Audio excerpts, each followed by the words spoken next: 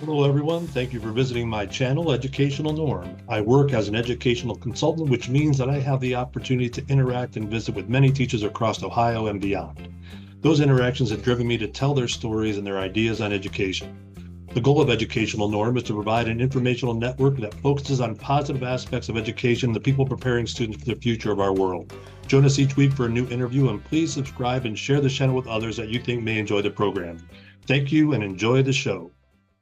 Today, we have Monica Dietz with us. She has been in the role of Assistant Superintendent for the Diocese of Cleveland for this past 6 years. Previously, before she has assumed this role, she was a teacher, she was an assistant principal, and she was also a principal throughout the diocese, if I remember correctly. And she's really well versed in curriculum and does a great job with the staff and all the teachers in the diocese. So, welcome to the show, Monica.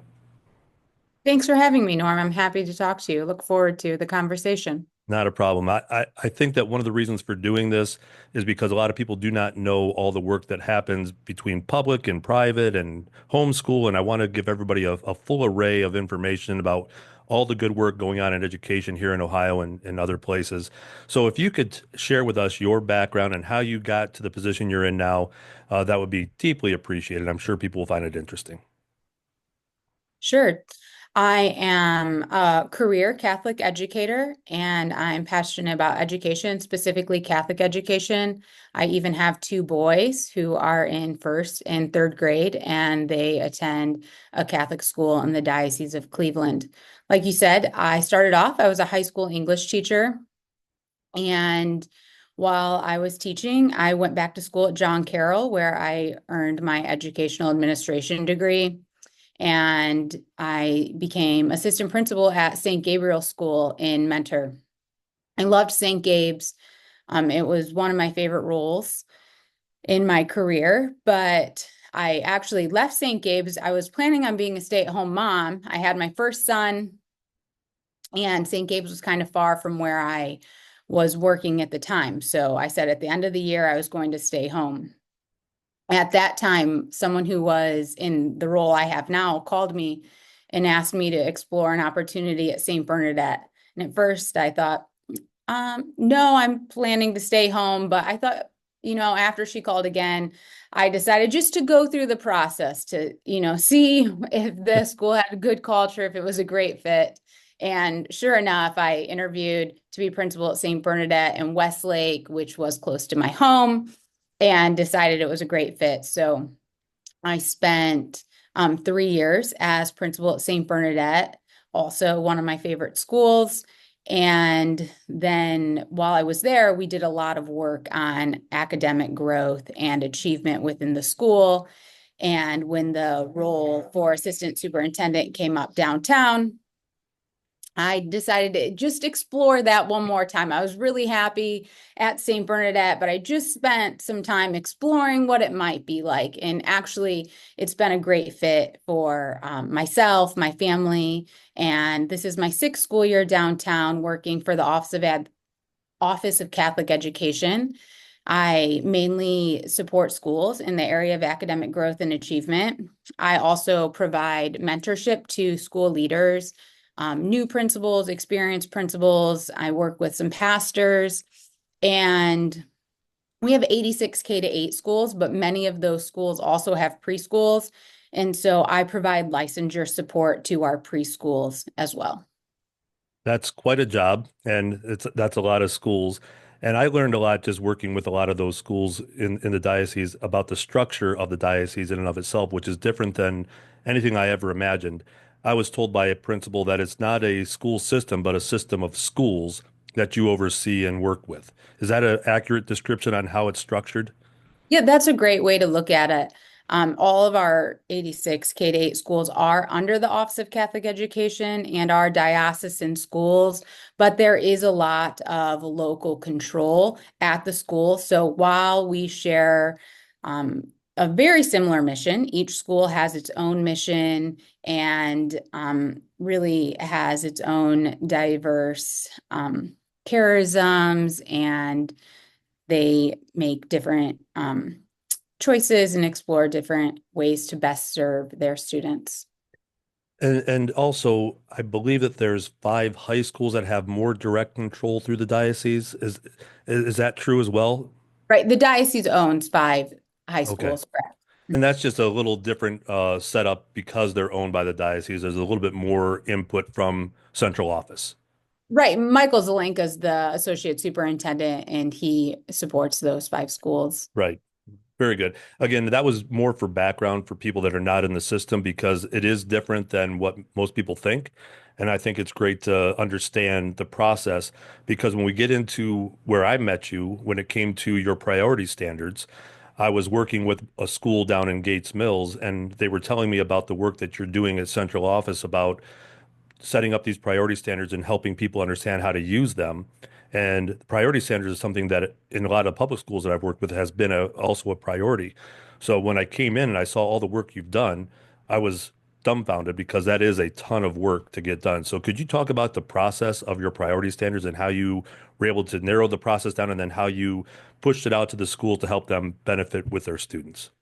Sure. So in 1920, just before the pandemic, we started working with Marzano Resources and exploring what it would look like for diocesan K-8 schools to have a standards-based report card.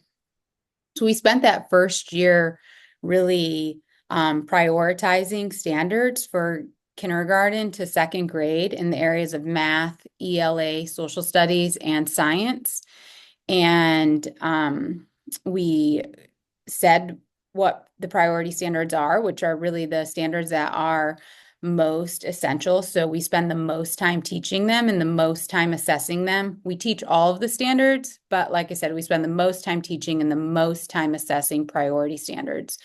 So that year, we worked with Marzano Resources, collaborated with a number of schools in the diocese, 6 specifically, to create those priority standards and then also create proficiency scales. And proficiency scales really allow us to differentiate for all of our learners. It shows us what mastery of that standard looks like. It also gives us opportunities to provide enrichment or complex content for our students. And after we created all of those materials to support the process, we had 6 schools who decided to pilot it the next year. And actually, that was right. When we first had that meeting, each school had to be in its own classroom because schools were just coming back and there were a Oh, lot of COVID protocols. So we had that meeting with 6 different schools in one location, but every school was in its own room. And so it was like an in-person virtual meeting. And all of those schools, though, that was 2021. They went through, they did standards-based reporting in grades K-2 that year. The next year, we had 35 schools doing it. Then we had over 60 schools. And now this is our 6th year with standards-based reporting in the Diocese of Cleveland, and schools are in a lot of different places, right? Because some mhm. schools have been doing it all of these years, and some schools didn't join until a couple of years ago. But we have standards-based reporting in grades K-5 at some schools right now. Some of our junior highs do it, but they have taken that on more on their own. We've provided less junior high support, really, just because of our capacity. And all of our schools, K-3 right now, are having standards-based reporting. And that was part of the rollout plan is that you would initially with those 6 schools just do one or two grade levels at a time to help move the process forward and get people comfortable with it so you have time to train and set the proper tone. Right. And it was a pilot. So we wanted to make sure that our, academic achievement was going up, that we were actually implementing the process with fidelity and not just saying, here's a new report card. Because while report card is what people see on the outside, it's really a focus on making sure we're teaching all of the standards for every grade and we're giving students the opportunity and the high expectation to master all of those standards. And so I started the process, but over these last 6 years, our curriculum coordinator, Jenny Miraglata, she's actually become more of the lead on it. And I would say now I'm really her support person and she's the leader. Well, and that's where I met, that's the first person I met was Jenny. And because she has such a strong role in that, I thought she was the one that did everything. And then I come to find out that you were involved, and I was a little bit backwards in my understanding of what the work was at first. But that is the one thing that I wanted to point out to those that are listening, the standards-based grading piece, the scale that you give each person doing standards-based grading is a 1 to 4 scale, but you don't use four very often, if at all. And those 1 through 3 are very precise in how they should be used per standard. So could you address that just a little bit? Sure. We have scales, like you said, they're 1 to 4. But 3 is mastery of the content. And so 3 is the target. 4 is complex content. So that gives us an opportunity to provide enriching opportunities or, continued learning for students who maybe learned that standard quickly or already had mastered that standard when we introduced it. And then 2.0 really is just prerequisite material. So what do you need to know to understand and master the actual standard? And so it's scaffolded a little bit. Mhm. And one actually it just says you need support with the prerequisite content. Right. Yeah, I like the idea of having that consistency throughout your diocese. It just makes it easier. And also, if kids are switching schools, we know exactly what that looks like. Public schools may not know what's going on, and that's another reason to have this discussion to make sure they can see, how it can be done on a major scale. Now, you mentioned the capacity of your office, being limited because you're not able to support the junior highs as much. I was always shocked by this, but how many people are actually in your office? It's not a great deal for 83 or 87 schools or whatever you said it was. Right. And so I want to be clear that we do support our Right, total K-8 schools and our high schools. We just haven't reached that area with right. standard-based learning. Yeah, I didn't want to come across like that. That was No, not that's my okay. intent. No, it was No, not my you're intent. fine. But that's just where we're moving up Hmm. through that area. So, the actual number, we have about 20 members of our OCE plus team. There's Frank, who's our superintendent, and then there are 3 superintendents under Frank, Tracy Arnone, McKenna Corrigan, and myself, who all support more our leaders. And then, like I said, there are 20 of us all together. I mean, people who are supporting scholarships, people who are supporting curriculum. We have someone who supports new teachers through their licensing process. Um, there are a number of us, but um, Yeah. yeah, just Well, when you consider how many schools, though, I sometimes people think we're small. and you are, if you have 20 people in the office and there are 83 schools, that's the percentages are pretty low in your, but you do such a great job. That's why I wanted to point it out. Having that centralized piece is so important for those schools to be able to gain that knowledge that they need to be able to be successful and move forward. Sure. And that's why we support principals so much, though, because principals do have a really large role and they make a lot of superintendent type decisions in their own communities. Correct. Yeah, I agree with that. So, because you wear many hats, what would a typical quote unquote day look like for you when you walk in your office? Sure. I would say I spend about, half of my time really supporting schools in this area of academic growth and achievement. I mean, I meet with principals to discuss their school's current levels of achievement. I provide guidance to them on creating plans and supporting student growth. A lot of that includes like I create presentations with the principals that then they lead that stuff in their school. I'm not necessarily providing most of the PD. Our principals are doing it, but I'm collaborating with them to help guide that process. Um, I did a lot with the standards-based grading implementation. Most recently, we had a big focus on high quality materials.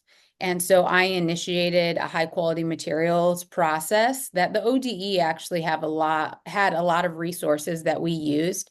But as a diocese, we're beginning to recommend high quality materials for both ELA and math. And I mean, we're in beginning stages of that, but I started that in math. Jenny took it over, our curriculum director, led the ELA rollout. And so we're really proud and happy to be doing that work right now.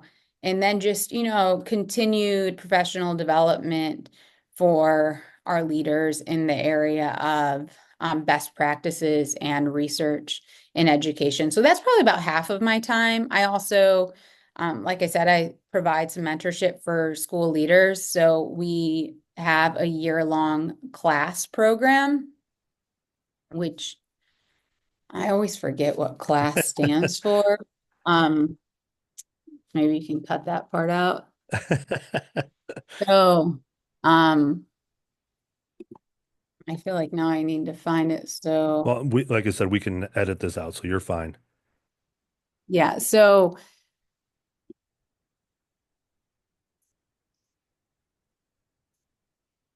okay. So, So I provide mentorship for new leaders, and we have a 1 year program for our new principals. It's called CLASS, Catholic Leadership Academy for Successful Schools.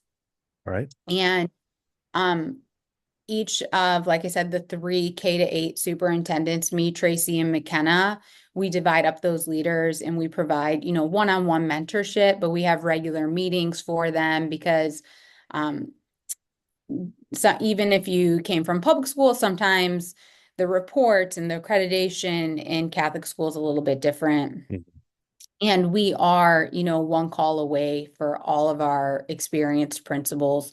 So if someone has a question, experiences a challenge, I, provide support with that. We support pastor principal relationships. Sometimes there's parent concern, which we might help with. I participate in a school board. Some of our schools have school boards. I'm on a member of one of those.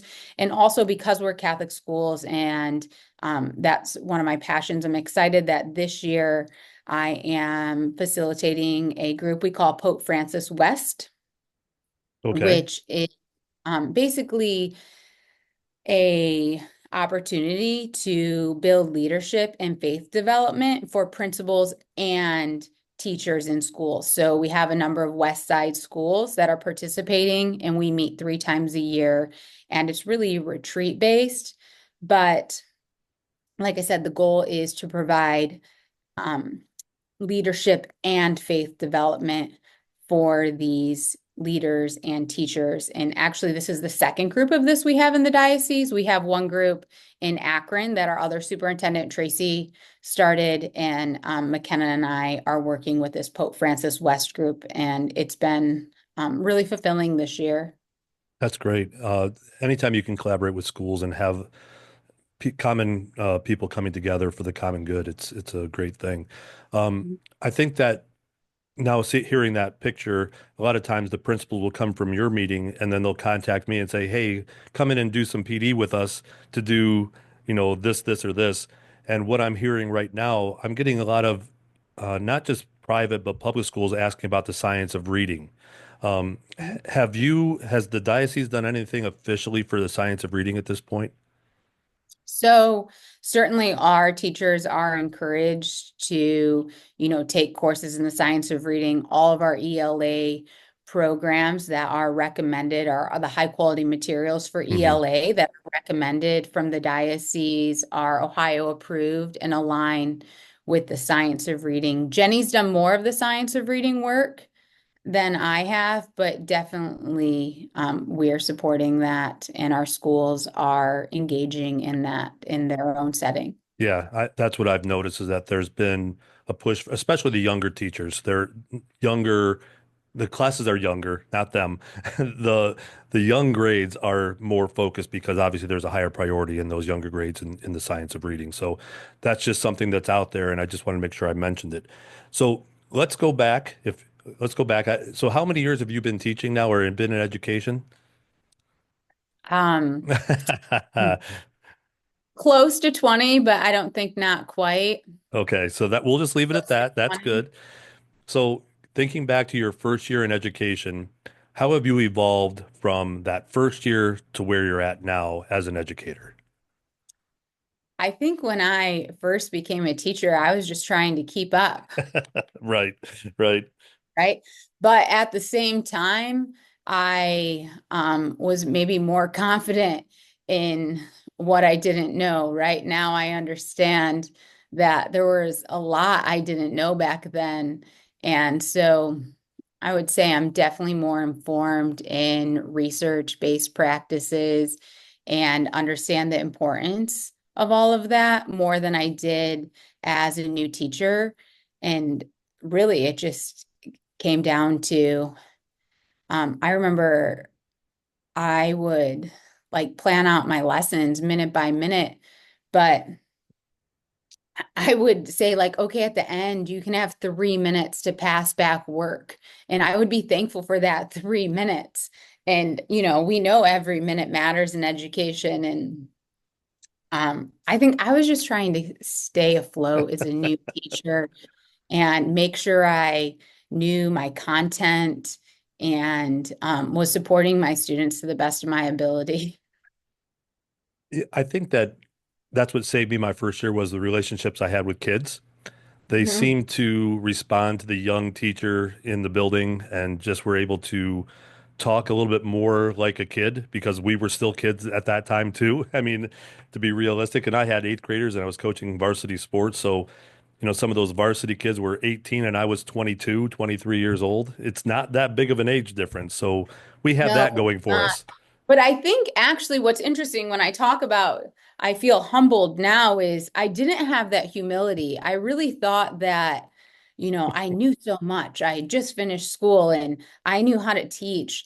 And when I was a new teacher, we did have to video ourselves and reflect on that. And I'm glad I don't have access to those videos anymore. Yeah.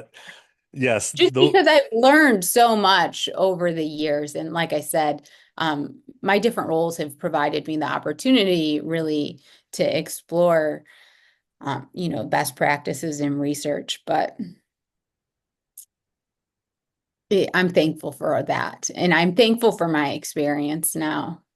Well, and I think also the more experience you have, the more you realize there's still more out there to learn. Oh, certainly. There's so That's the much. crazy part. That's right. That's right. So this is one thing I get a lot from teachers, like when do I have time to do X? When it comes to professional development, they all know that it's needed, but I don't want to leave the classroom because then I have to prepare for a sub or I'm after school and I have a family. When you were going through your different career changes, where did you find time to get the information and get the development you needed to take that next step? I think that when you are a principal, and one of your primary roles is being the instructional leader in the school. So I was fortunate to work for other people who were instructional leaders and were able to provide that. And so when I say, we mentor our principals now, that's one thing we really explore is how are you serving as an instructional leader in your building? And so by working for people who are instructional leaders, I was able to learn what I needed to learn to continue to grow and also learn the importance of, research best practices. Well, and I think that goes back to if you want to go to that next step, you will make it a priority to do your training, whatever you need to do. But you also mentioned that the networking piece is what got you to come back into education after you thought you were going to be a stay-at-home mom. That network, when you get a call from the assistant superintendent saying, I think you'd be good at this. Why don't you take a look? How does that network in the diocese help make everything stronger with the curriculum and with teaching in general? Well, the Office of Catholic Education is here to support all of our schools. And one of our root beliefs in the diocese is collaboration is a force multiplier. So, as a diocesan leader, we create opportunities for our principals to collaborate with one another, and our principals create opportunities for their students or their teachers to collaborate with one another as well. I think that it's just part of our culture. Hmm. Well, and I think that the networking piece, because it is a common thread of the Catholic religion as the base, it helps having that common point at the end that everybody's going towards. And what I'm seeing more and more is that there is more collaboration between schools trying to find out what is best practice. And I don't know what it was like before, the last 5 years, but I definitely see that that's something that you've promoted and it's working well.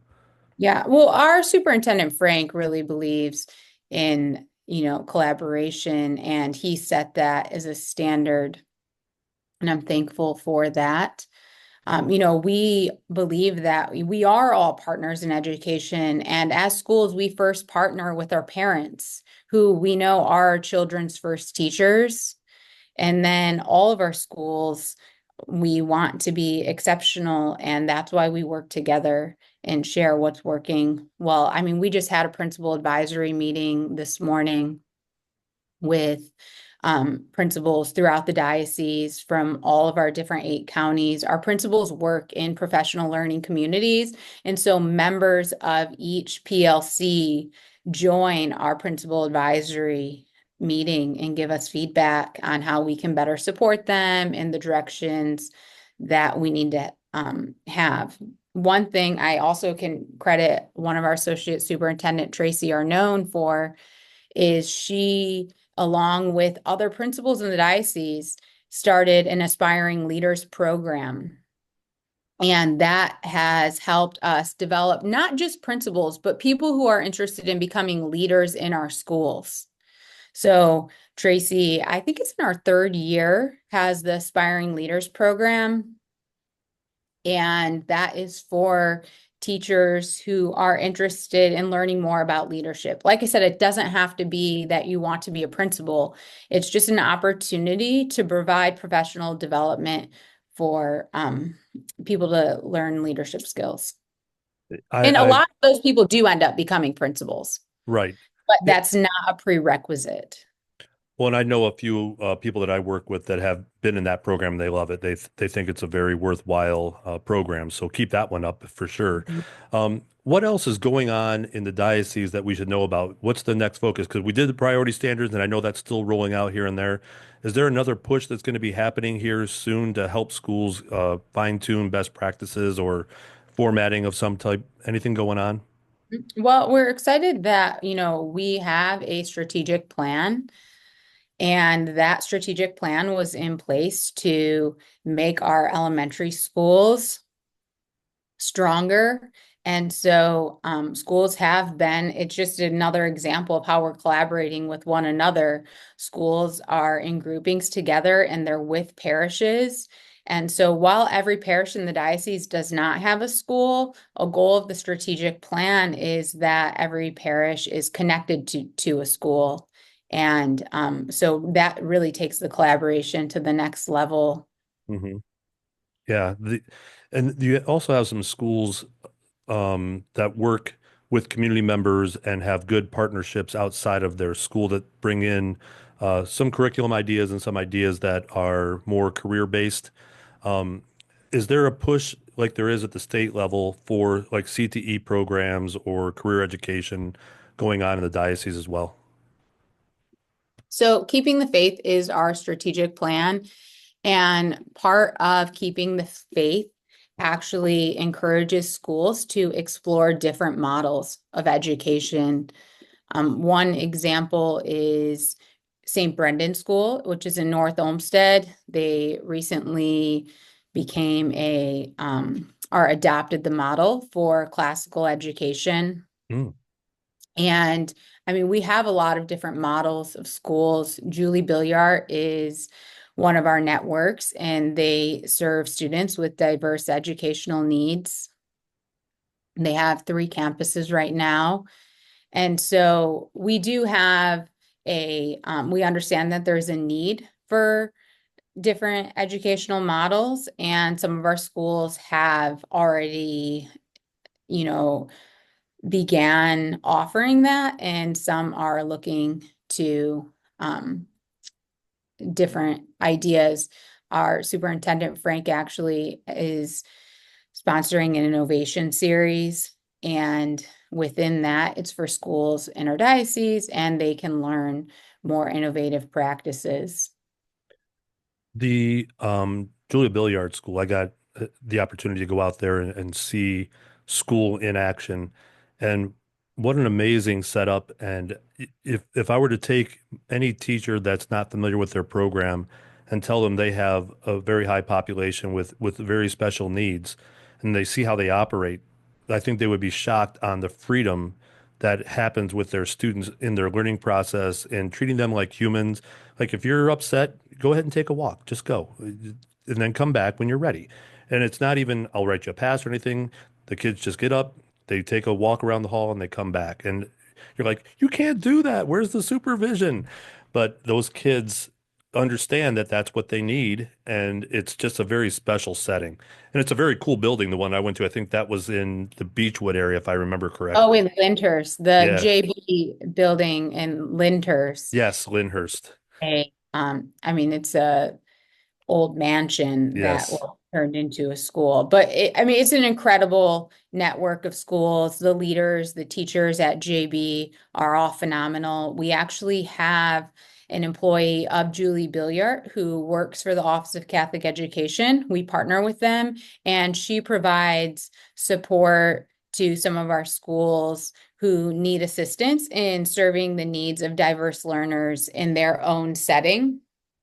So all of our schools really serve the needs of diverse learners in different ways. I mean, that's JB's specialty, Hmm. but a lot of our schools have students with different learning needs, and the consultant we work with from Julie Billiard goes to schools and offers opportunities to provide support there.